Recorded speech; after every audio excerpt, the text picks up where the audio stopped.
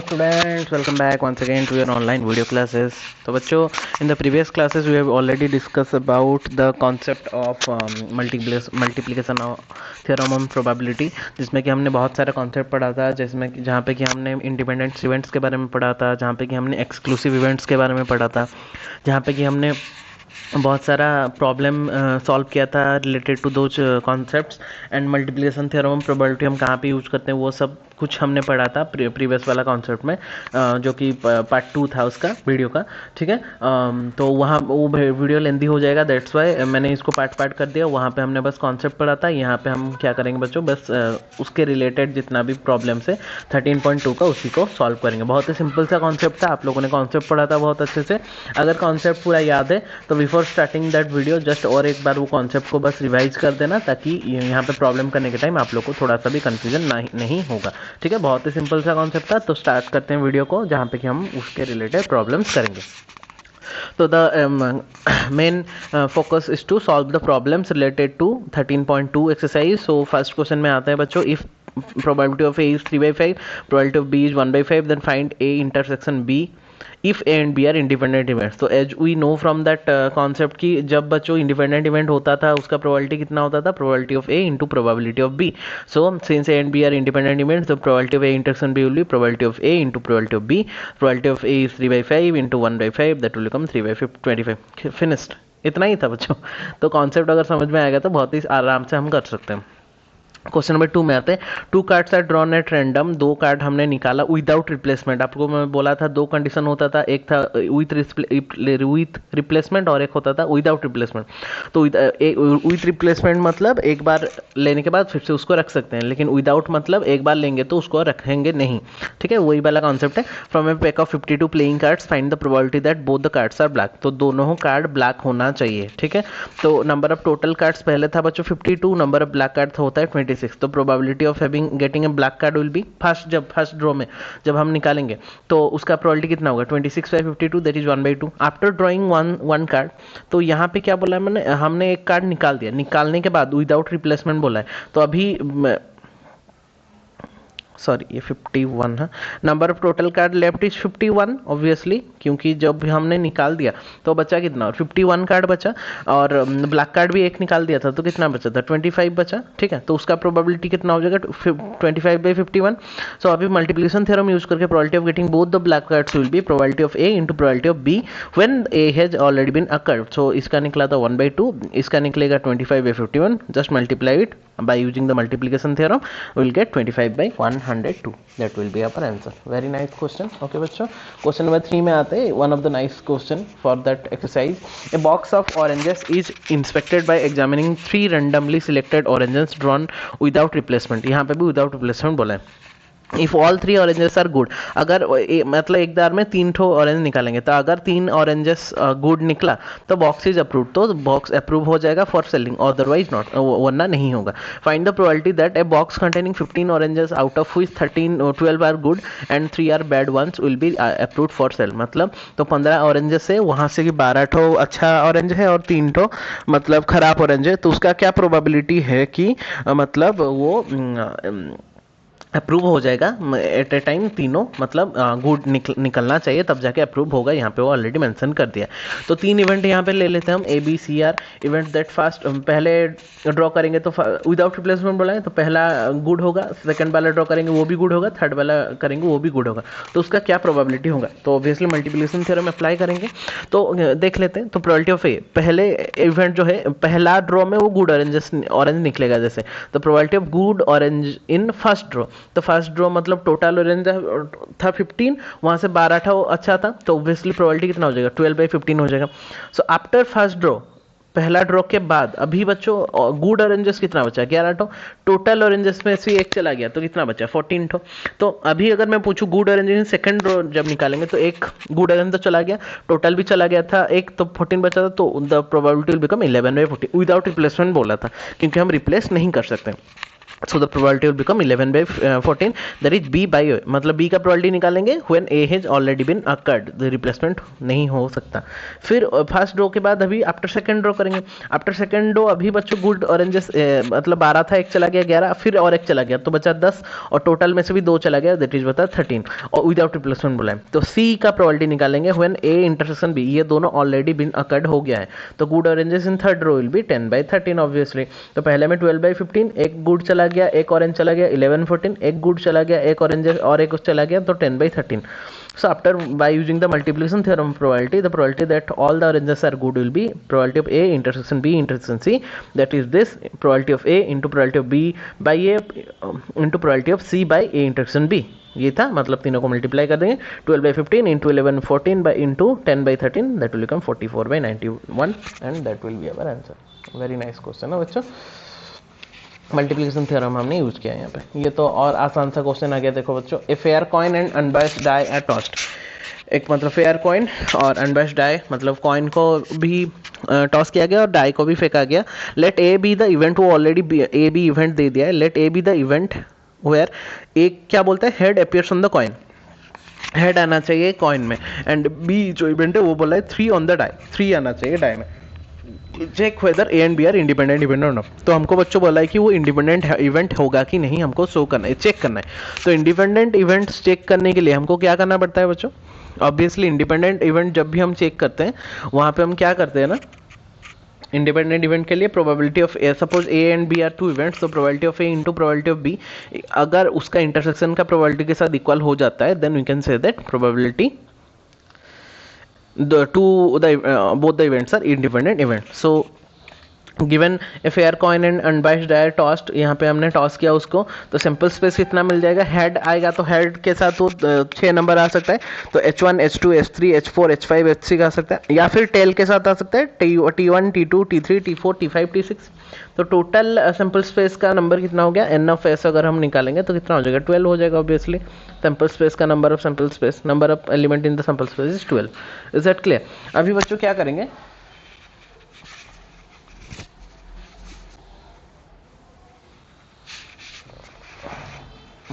अभी बच्चे क्या करेंगे, इवेंट के अनुसार निकालेंगे। Let A B the event that head appears in the coin, head आना चाहिए, तो हेड आना चाहिए मतलब H1 H2 H3 H4 H5 H6 H, एक हेड आना चाहिए, तो obviously probability of that event will be 6 by 12, that is 1 by 2। and B का इवेंट क्या बोला है, 3 on the die, यहाँ पे बोला था head appears on the coin और यहाँ पे बोला है 3 on the die, डाई में 3 आना चाहिए, तो आइदर H3 हो सकता है या फिर T3 आ सकता है, और तो कुछ नहीं हो सकता। So the probability will become 2 by 12, that is 1 by 6। तो अभी A इंटरसेक्शन B निकाल देते हैं, यहाँ से कौन सा कॉमन आ रहा है, H3 कॉमन आ रहा है, तो एक ही एलिमेंट आ रहा है, तो probability of A intersection B will B how much, 1 by 12। तो अभी चेक करेंगे कि ये इंडिपेंडेंट इवेंट है कि नहीं। इंडिपेंडेंट इवेंट होने के लिए हमको क्या करना पड़ेगा, probability of A into probability of B multiply करेंगे। अगर वो A इंटरसेक्शन B का प्रोबेबिलिटी के साथ इक्वल हो रहा है, then you can say that both the events are independent. तो probability of A into probability of B will be 1 by 2, यहाँ पे निकला था 1 by 6 इसका निकला, मल्टीप्लाई करने से 1 by 12 निकल रहा है, and that is equal to probability of A intersection B। So from 1 and 2, हमारा 1 कौन सा है, 1 है हमारा, ये हो गया, इसको 2 नंबर दे दो, इसको 1 नंबर दे दो, तो probability of A into probability of B will be probability of A intersection B, therefore A and B are independent events. Answer. Is that clear बच्चों? 5 and 6 नंबर बहुत ही सिंपल सा क्वेश्चन था, इसलिए मैंने आप लोगों को होमवर्क दे दिया, आप लोग ट्राई करना, अगर नहीं होगा तो विल डिस्कस। 7 नंबर में आता है, given that in event A and B are such that probability of A is 1 by 2, probability of A union B is 3 by 5 and probability of B is P, that is not given, variable के form में दिया है। Find P, हमको P निकालना है if they are mutually exclusive event, bit 1 में और bit 2 में दे आर इंडिपेंडेंट इवेंट। तो बच्चों बहुत ही सिंपल सा कॉन्सेप्ट है, पहले क्या क्या गिवन है लिख लेते हैं। Given probability of A is 1 by 2, probability of A union B is 3 by 5, probability of B is only P। तो वो बोला है कि अगर म्यूचुअली एक्सक्लूसिव इवेंट हुआ तो क्या होगा, और अगर वो इंडिपेंडेंट इवेंट हुआ तो क्या हुआ। तो अगर वो म्यूचुअली एक्सक्लूसिव इवेंट है, तो when A and B are mutually exclusive event, हमने पढ़ा था कि जब वो म्यूचुअली एक्सक्लूसिव होता है उनका इंटरसेक्शन 5 होता है। So then A intersection B will be 5, अगर A intersection B will be 5, then obviously probability of that event will become 0 obviously। तो probability of A intersection B is 0 निकल गया। तो हमको पता था फॉर्मूला हमारा कौन सा था, A union B का, probability of A union B will be probability of A plus probability of B minus probability of A intersection B, जहाँ पे कि ये इसका वैल्यू 0 निकल गया।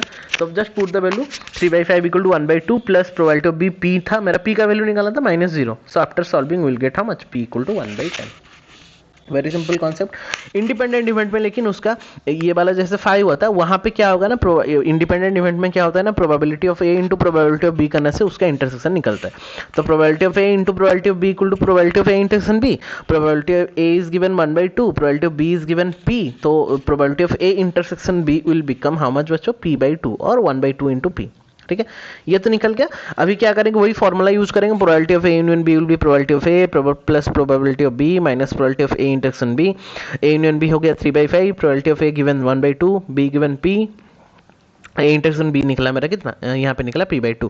Just after solving will get p equal to 1/5। Is that clear? तो mutually exclusive event के लिए उसका इंटरसेक्शन 5 होता है, और इंडिपेंडेंट इवेंट के लिए probability of a into probability of b करने से मुझे निकल जाएगा मेरा कितना, probability of a intersection b। ठीक है बच्चों, क्वेश्चन नंबर 8 में आते हैं, let a and b are independent events with probability of a is 0.3 and probability of b is 0.4, find probability of a union b, find probability of a by b, find probability of A intersection B, bit for find probability of B intersection B by A. तो बच्चों ये वाला आप लोग concept use करके करेंगे, मैं इसको नहीं करूंगा क्योंकि ये वाला तो आप लोगों ने पढ़ा है। कैसे निकालते हैं मैं बस हिंट दे सकता हूँ कि ए इंटरसेक्शन बी निकालेंगे तो probability of A into probability of B करेंगे तो इंटरसेक्शन बी निकल जाएगा। ए यूनियन बी कैसे निकालेंगे, probability of A probability of B it is also given minus probability of A intersection B, जो कि यहाँ पे मिल जाएगा आप लोगों को, यहाँ पे पुट करने से ए यूनियन बी भी निकल जाएगा। A by B conditional probability B by A, ये तो पता है, A intersection B by B, यहाँ पे B intersection A by A, it is already also given, A intersection B यहाँ से निकल जाएगा आप लोगों का, यहाँ पे put the values and will get the answer. ठीक है, तो बच्चों ये आप लोग करना खुद से। 9 नंबर क्वेश्चन में आते हैं, if A and B are two events such that probability of A is 1/4, probability of B is 1/2 and probability of A intersection B is 1/8, then find P not A not B। बच्चों not A not B मतलब A पे भी नहीं है and B में भी नहीं है, मतलब बच्चों को क्या निकालना है, A dash intersection B dash, ये आपको देखना है, ध्यान में रखना है। तो given probability of A is 1/4, probability of B is 1/2, probability of A intersection B is 1/8। तो probability of not A not B मतलब A में भी नहीं होगा एंड B में भी नहीं होगा। ठीक है, तो A में भी नहीं होगा मतलब उसका कॉम्प्लीमेंट में होगा, B में भी नहीं होगा मतलब उसका कॉम्प्लीमेंट, तो A dash intersection B dash. तो A dash intersection B dash को बच्चों हम लिख सकते हैं ए यूनियन बी का डैश, क्योंकि आप लोगों को अच्छे से पता है कि A dash intersection B dash का फॉर्मूला क्या होता है, ए यूनियन बी का whole dash, De Morgan's law, class 11 set theory आप लोगों को याद होगा। अभी ए यूनियन बी का डैश को हम कैसे लिख सकते हैं, 1 minus probability of A union B, जैसे कि प्रोबेबिलिटी ऑफ ए डैश को हम कैसे लिख सकते हैं, 1 माइनस प्रोबेबिलिटी ऑफ ए लिख सकते हैं। वैसे ए यूनियन बी का डैश को हम कैसे लिख सकते हैं, 1 minus probability of A union B. अभी ए यूनियन बी का फॉर्मूला क्या था हमको पता है, probability of A plus probability of B minus probability of A intersection B, minus करेंगे, put the formula values that is 1/4, 1/2 minus 1/8, after solving will get probability of not A not B will B 3/8। Very nice question. Okay बच्चों, इस type का question आ सकता है, तो अच्छे से थोड़ा ध्यान से प्रैक्टिस करेंगे। ठीक है, क्वेश्चन नंबर 10 में आता है बच्चों, event A and B are such that probability of A is given 1/2, probability of B is given 7/12 and probability of not A और नॉट बी, एंड और कहाँ पे लगता है पता है, एंड इंटरसेक्शन और यूनियन। ठीक है, मतलब ए यूनियन बी दे दिया है, मतलब ए यूनियन नहीं, A dash union B dash दिया है। ठीक है ना, 1/4 state whether A and B are independent और नॉट। तो what is given, probability of A is given 1/2, probability of B is given 7/12 and probability of not A और not B, तो not A मतलब ए डैश और union not B मतलब B dash. तो मुझे क्या दे दिया, probability of A dash union B dash दे दिया, दैट इज 1/4। तो ए डैश यूनियन बी डैश फिर से मुझे पता है, ए डैश यूनियन बी डैश का फॉर्मूला क्या होता है, ए इंटरसेक्शन बी का होल डैश, फिर से वही क्या, कौन सा, डी मॉर्गन्स लॉ, आप लोगों को अच्छे से पता है, सेट थ्योरी। हाँ, डी पहले में हमने यूज किया था, यहाँ पे भी डी मॉर्गन्स लॉ हमने कहाँ पे यूज करता है इसको, स्टैंडर्ड 11 में। तो प्रोबेबिलिटी ए इंटरसेक्शन बी का डैश, फिर से ए इंटरसेक्शन बी का डैश, वैसे कितना हो जाएगा, ए माइनस प्रोबेबिलिटी ऑफ ए, जिसका कॉम्प्लीमेंट होता है 1 से माइनस कर देंगे, 1 minus probability of A intersection B equal to 1/4। तो probability of A intersection B will be, ये प्लस हो गया तो ये इधर आ जाए 1 माइनस 1/4, दैट विल बिकम 3/4। तो probability of A intersection B will be 3/4 बच्चों। ठीक है, probability of A intersection B मेरा मिल गया कितना, 3/4 मिल गया। अभी अगर ये 3/4 मिला तो हम चेक करेंगे probability of A into probability of B कितना निकल रहा है। तो probability of A is already given 1/2, probability of B is given already 7/12। So यहाँ पे निकला, इसको अगर इक्वेशन नंबर 2 दे दूंगा, इक्वेशन नंबर 1 दे दूंगा, तो इसका इंटरसेक्शन निकला 3/4, लेकिन इसका मल्टीप्लीकेशन कितना निकला 7/24, which are not equal.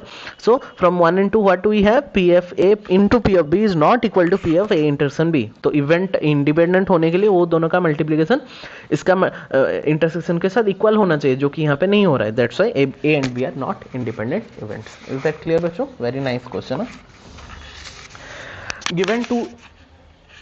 given two independent events A and B such that probability of A is 0.3, probability of B is 0.6, so we have to find out probability of A and B। A and B मतलब A intersection B, ये आप लोग निकालना, मैं बस hint दे दिया हूँ।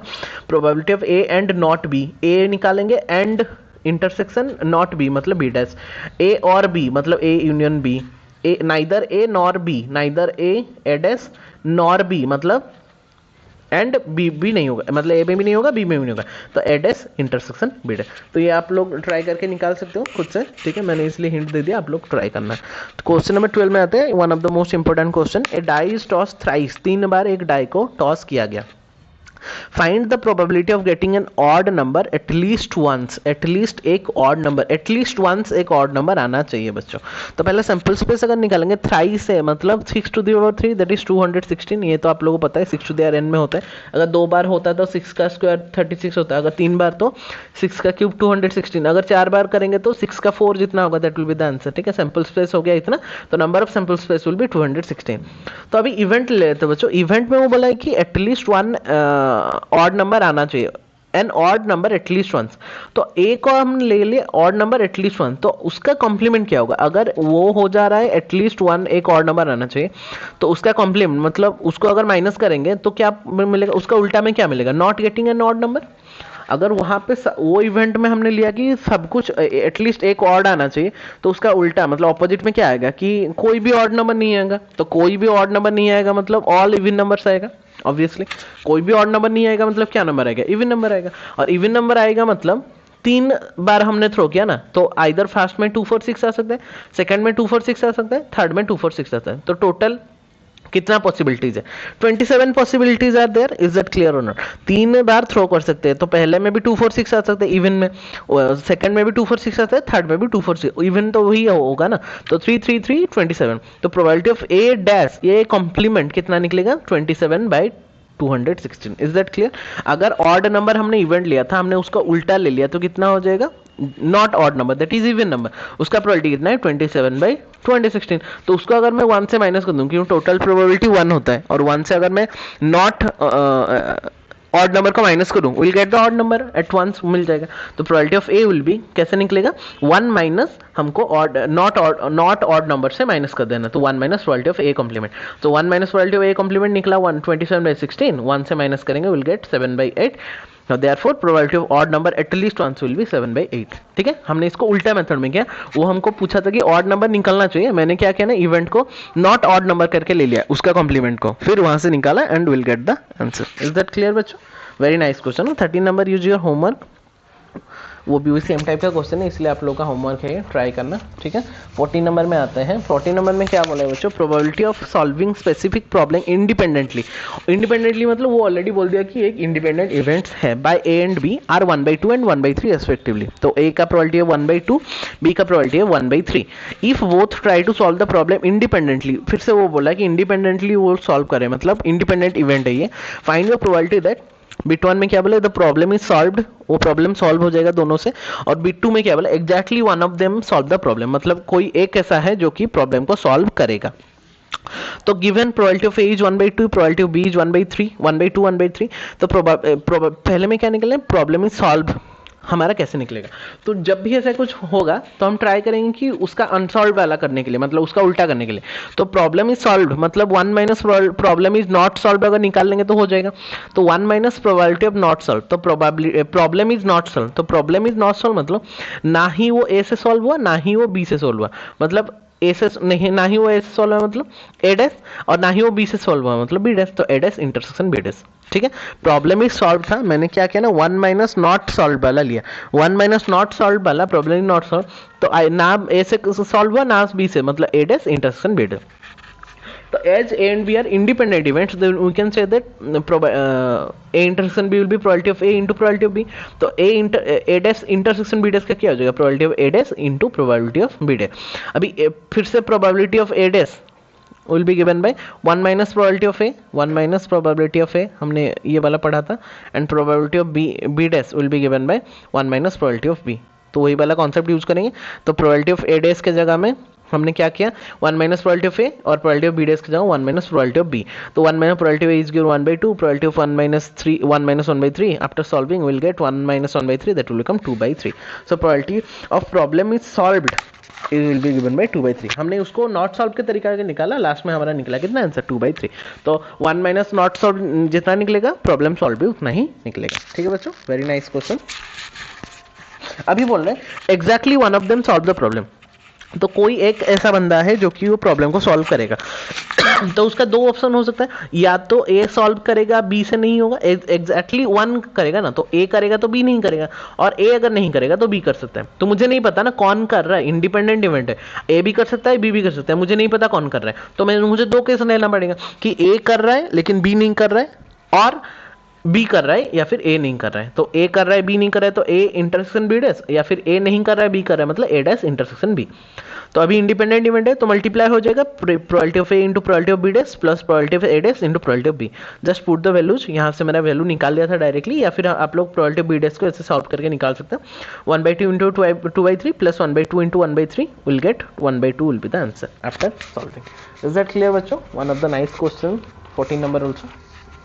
15 number question में आते हैं। One card is drawn at random from a well shuffled card 52 cards. 52 card से हमने एक कार्ड चूज किया, वहाँ पे कुछ ऐसे बिट 1 बिट 2 बिट 3 बिट 4 करके ऑप्शन दिया है, और वहाँ पे कुछ दो इवेंट दिया है जिसमें से हमको निकालना है, चेक करना है कि दे आर इंडिपेंडेंट और नॉट। वही सेम कॉन्सेप्ट, इंडिपेंडेंट दिखाने के लिए बच्चों क्या करेंगे, probability of A into probability of B करेंगे। अगर वो उसका इंटरसेक्शन का प्रोबेबिलिटी के साथ इक्वल हो रहा है तो we can say that both the events are independent. तो पहला एक करके मैं दिखा देता हूँ कैसे करते हैं प्रोसेस। ई में लिखा है card drawn is spade, F में लिखा है कार्ड ड्रॉन इज एस। एक स्पेड होना चाहिए, एक एस। स्पेड होता है हमारा 26, स्पेड होता है 13 टो, और एस होता है 4 टो। तो प्रोबेबिलिटी ऑफ ई कितना निकला, 13/52 that is 1/4 obviously, and probability of S will be 4/52 that will become 1/13। और ई इंटरसेक्शन एफ कितना निकलेगा, वो स्पेड भी होगा और एस भी होगा। तो ऐसा एक ही कार्ड मिलेगा, एस का स्पेड का एक ही एस होता है 1/52। तो अभी चेक करना है तो मैं क्या करूंगा, प्रोबेबिलिटी ऑफ इसको इक्वेशन नंबर 1 दे दिया। अभी probability of A into probability of F किया तो 1/4 into 1/13 that will also become 1/52। तो ई इंटरसेक्शन एफ भी 1/52 निकला था, इसका मल्टीप्लीकेशन भी 1/52 निकला। From 1 and 2 what we have that probability of E into probability of F will be probability of E intersection F, and that's why E and F are independent events. So same में पूरा bit 2 bit 3 bit 4 का concept करेंगे बच्चों। ठीक है, तो that's all for 13.2। 16 17 18 वो short question है, ये आप लोग ट्राई करना, अगर नहीं होगा तो यू कैन सॉल्व। ठीक है, बहुत ही सिंपल सा कॉन्सेप्ट था इंडिपेंडेंट इवेंट का, जहाँ पे कि probability of A into probability of B करने से हमको probability of A intersection B नहीं मिलता है, और म्यूचुअली एक्सक्लूसिव में उसका जो इंटरसेक्शन होता है वो 5 होता है और उसका प्रोबेबिलिटी 0 होता है। ऐसे करके इतना ही कॉन्सेप्ट था। मल्टीप्लिकेशन और जहाँ पे यूज करते हैं मल्टीप्लिकेशन ऑन थ्योरम यूज करके ये सारा प्रॉब्लम्स को हमको सॉल्व करना था। बहुत ही सिंपल सा एक्सरसाइज था। तो बच्चों अच्छे से नोट्स को अच्छे से अपडेट कर देना और एक्सरसाइज को सॉल्व कर देना, ताकि जो भी रिलेटेड क्वेश्चंस होगा रिवीजन के टाइम में हम ज़्यादा क्वेश्चन सॉल्व कर सकते हैं। ठीक है बच्चों, नेक्स्ट क्लास में हम one of the most important theorem bias theorem पढ़ेंगे, जो कि उसका लास्ट कॉन्सेप्ट है प्रोबेबिलिटी का। ठीक है ना, तो वो वाला कंटेंट नंबर 3 में आएगा। तो तब तक ये वाला को पूरा अच्छे से नोट डाउन कर दो, और जो भी प्रॉब्लम्स होगा उसको सर्कल करो, ताकि हम लोग उसको डिस्कस करके उसको सारा को सॉल्व करके आगे बढ़ेंगे। ठीक है बच्चों, तो एक्सरसाइज स्टार्ट करने से पहले एक बार उसका कॉन्सेप्ट थोड़ा सा रिवाइज कर देना, ताकि एक्सरसाइज करने के टाइम और प्रॉब्लम सॉल्विंग करने के टाइम ज़्यादा प्रॉब्लम नहीं होगा। तो पहले एक बार पूरा वीडियो को देख लेना, फिर खुद करने का ट्राई करना, ऑब्वियसली सब कुछ सॉल्व हो जाएगा बच्चों। तो मिलते हैं फिर बच्चों नेक्स्ट वीडियो में। Till then take care all of you, stay safe, stay at your home. जय जगन्नाथ।